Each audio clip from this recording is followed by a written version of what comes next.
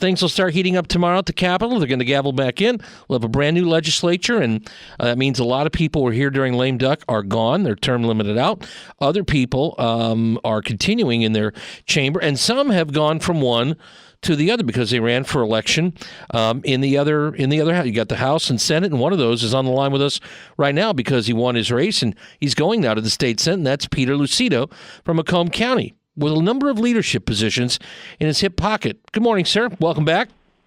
Good morning, Dave, and Happy New Year to you and all the listeners. Happy New Year to you as well. I guess the question is, how happy will it remain when you guys do gavel in and start getting along, or I guess not getting along, depends on the day and the issue, with the new governor? What are you predicting over there as you take your first turn around the Senate?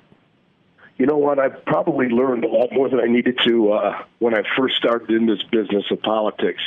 I've always been a small business guy in Macomb County, ran my own law firm for over 30 years before I got into this politics. So I understood about how money in and money out is supposed to operate, but government doesn't make money, they spend money. So you're going to have controversy from the beginning of time on what you want to spend it on. Ultimately, you're going there to serve the people, though. Ultimately, it's not an R, it's not a D, it's actually the P, the people that need to be served and the people that need to be taken care of. They don't care about how a road gets fixed or how a cost of insurance comes down. They care about one thing: get it done. And I think the bridge speech at the inauguration from Governor Whitmer is pretty damn clear that I see is, look, I'm willing to give you the opportunity to work with me. If you want to, fine. We may not agree on how to get there. We may not agree on what it is as priorities, but we have to agree on getting it done for the people. And that's what I think we should start focusing on more. It doesn't matter at the end of the day who triumphs. It's a matter of getting the job done so that people are served, because that's what we're there to do. Well, that's the old line of, it's amazing what you can accomplish when you don't care who gets all the credit. But in politics, a lot of time it comes down to who gets all the credit, and that's a big deal. I mean, it's just the fact of the matter. Okay. You're saying the same thing my kids do. I'm just saying, Dad. I'm just saying. Man. And I get it. I'm just saying this, though. Where's my allowance then? That's what I want. I won't give you any more garbage if you give me some money right now. That always shuts down the discussion, doesn't it? Yeah, I'm sure. Well, look, past legislatures, though, have at times waited until, to make any bold moves on their own till the governor's state of the state. Now, that's still a few weeks off in the distance, but I'm hearing that you guys may look to hit the ground running over here ahead of that. What's on the agenda docket right now? Well, there's things that we talk about, and then there's things that we're going to actually put the pen to paper and get done. Right now, of course, there's the issue of car insurance. Let's be real. Every single legislature over the years has tried to tackle this issue, and now I think I want to make sure that all the listeners out there, including yourself, I believe it has to be a slice of bread at a time and don't go after the whole loaf. Going after the whole loaf has not worked up in Lansing. So if you can take it one slice at a time, get something passed, little by little, it'll add up to an amount of savings. So you're talking about auto no-fault, chipping away then at auto no-fault, where it stands right now. Okay. Absolutely. You know what? You try to take the whole thing and throw it at people, it's not going to work in the legislature because everybody has little inks and angst and things like that nature that they need to go ahead and figure out. If you give them one little slice at a time, they can digest it better, understand it, and move to the next. But you ultimately have to have a complete master plan. It's just taking your time to get there. Why? Because no fault right now, let's face it, having unlimited medical benefits on somebody, you're really giving them the best service you can. The problem is the cost has been prohibited, and it becomes almost an unconstitutional law if you don't give them a price reduction. All right. So you think that is something that could happen more sooner than, my experience is that gets talked to death and then it dies. Well, you know what? It's been your experience because past performance is the best predictor of future performance. And that's what we've done in the past. We've gone ahead talked about it, even opened the board on it, and then it dies. And quite frankly, I think it dies because it's just way too much all at once. Just take a slice at a time. If you do the fraud authority, if you go ahead and say, take care of those that need like rate reductions as it relates to caps, take it one step at a time. They threw too much at it all the time to get the entire job done when they're really making it more complicated for people. All right. Now let's talk about your committee. You got numerous committee chairing assignments here. The one that caught my eye, obviously judiciary is an important one here in our state, but the one that caught my eye a little bit too was advice and consent, because that just hasn't been rolled out with any, I guess, fanfare for the last 8 years. But that was when you had a Republican governor with appointments and Republican legislature. Could that be a more, shall we say, Peter, an interesting committee now? I think what the listeners have to realize is the Advice and Consent Committee is this, so that we know what we're talking. Advice and consent is where the governor makes an appointment. Right. There's a 60-day window in which an individual that she appoints, the legislature constitutionally have the right to challenge the appointment. And this is the reason why I've hired hundreds of individuals over the years in my own practice. I look at their resume. I look at their experience. I look at who they work for. I look at the job responsibilities they're going to take on and what they're going to be doing. I look at, how they did in their job performances. I look at criminal histories and backgrounds. I look at credit checks if they're dealing with money. I look at all these things. At the end of the day, we have to serve the people, and the way you serve the people is in the most effective, best way, and get the best person responsible for taking care of the taxpayers who are paying for their wages. And therefore, if it's a political appointment, I don't think we're doing justice to the people that we serve. I think we need to vet out the individuals on a case-by-case basis. Now, that being said, the committee may be busy, it may not, depending on who the appointments are and what their credentials are and what we find as far as the background goes.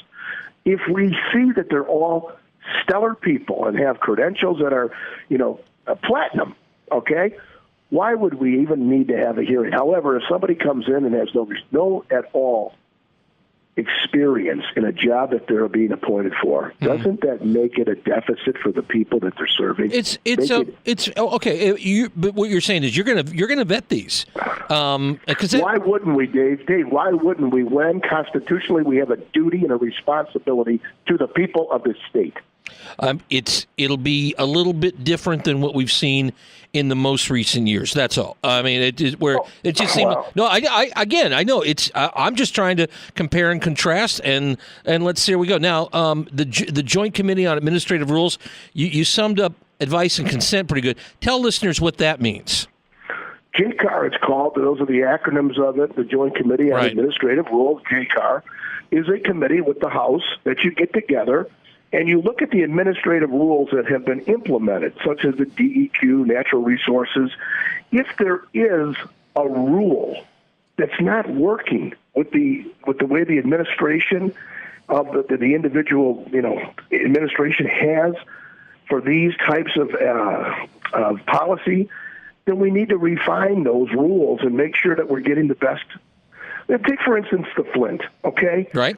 Could there be a rule now to go ahead and have oversight so that somebody in the department has the responsibility of looking over those results of the water testing so that we don't have all these extra dollars being spent? I think so. I think there's got to be some stringency now that we've learned from this debacle, and as a result, move forward with making a change and moving forward with the best possible policy to serve the state's people.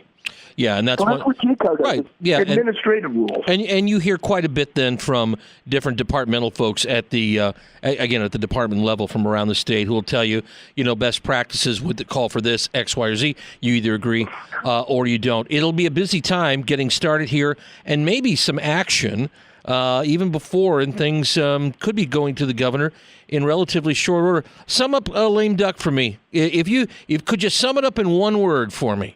Lame duck. Yeah, it's an omelet. I'll tell you why. I like omelets, but I didn't always like lame duck. Yeah, what do they call? What's the most one that has like everything in it, like the Western omelet or something? The kitchen sink. Yeah, it's a kitchen. The kitchen sink omelet. Yeah. You're dealing with every single priority of every member that wanted to get something passed that felt very passionate about what field they wanted to get it passed. And so you're dealing from soup to nuts, A to Z, and you're listening to the arguments on it from both sides of the aisle. And at the end of the day, some things got passed, some things didn't. Some things that did get passed got vetoed, quite a few. I wonder if some of these things, when I read about it, it's like the governor, did he read the entire spectrum of the bill? What was found? I almost want to challenge, like, why did the governor find this bill offensive? What was it that found that it wouldn't be working for the state?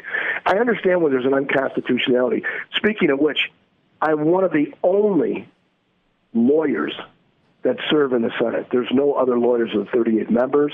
And in the House, I think we're down to about 5. Isn't that interesting? Because there was a time with you over here, or even at times in Congress, when you would, there were so many lawyers. That's interesting to me. You're it.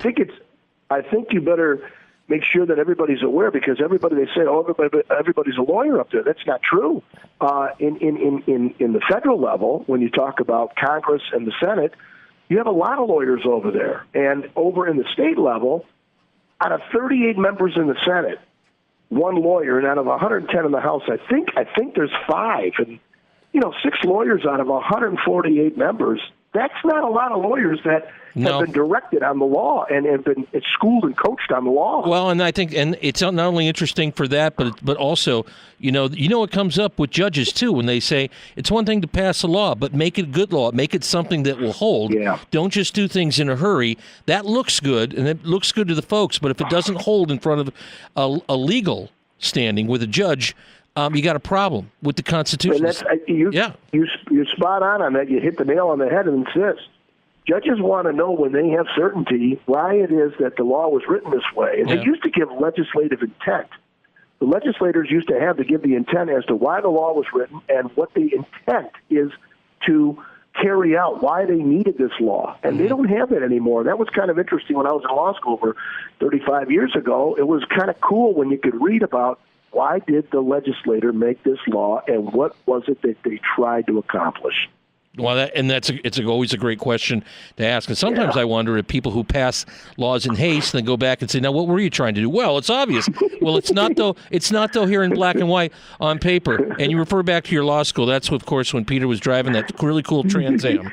I want to tell you, it was quite a vintage ride. I'm sure it was. State Senator Peter Lucido, our guest out of Macomb County here. He'll be chairing Judiciary, Advice and Consent, and JCAR, the Joint Committee on Administrative Rules. It says bipartisanship could fly here if it's working both ways. It's always great to have you on.